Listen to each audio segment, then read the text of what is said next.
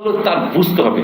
আমি নির্বাচন কমিশনকে একটা বুদ্ধি দিয়েছিলাম যে বারবার, এবং সরকারের সাথে আমি মানে সরকারকেও আমি দিয়েছিলাম, আমাদের তো ক্ষমতা কতটুকু আপনি জানেন, পত্রিকা আর এই যে ইউটিউব আছে, তাছাড়া তো আর আমাদের কিছু নাই।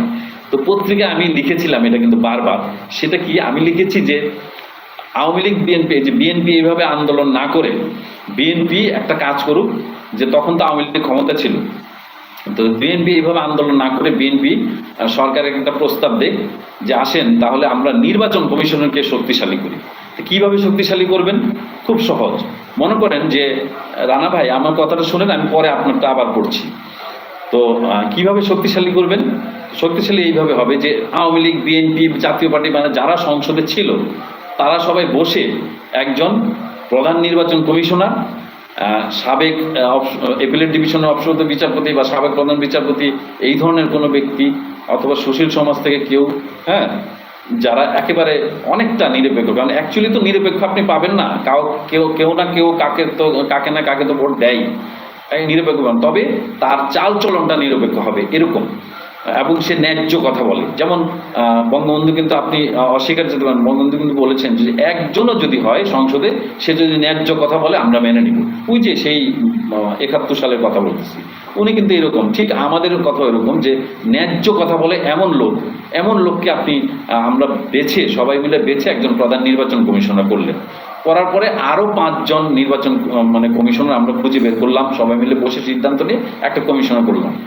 এই যে নির্বাচন কমিশন, এই নির্বাচন কমিশনকে আমরা করব কি, যে নির্বাচনের আগে, এটা সংসদে একটু পরিবর্তন আনতে হবে, সংসদে বসে নির্বাচনের আগের যে ৩ মাস ৯০ দিন, সেই ৯০ দিনে স্বরাষ্ট্র মন্ত্রণালয়, অর্থাৎ যাদের অধীনে পুলিশ থাকে, বিজিবি থাকে, আনসার থাকে, হ্যাঁ, তারা জায়গায় জায়গায় এসপি গুলো ট্রান্সফার করে, ডিআইজি ট্রান্সফার করে, মানে জাস্ট স্বরাষ্ট্র মন্ত্রণালয়, এই স্বরাষ্ট্র মন্ত্রণালয়টা নির্বাচন কমিশনের আন্ডারে যাবে ৩ মাস আগে।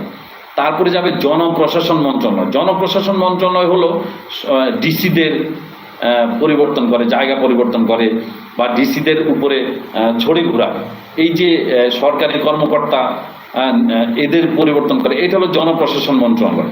তো এই জনপ্রশাসন মন্ত্রণালয়টাও নির্বাচন কমিশনের হাতে যাবে ৩ মাস আগে।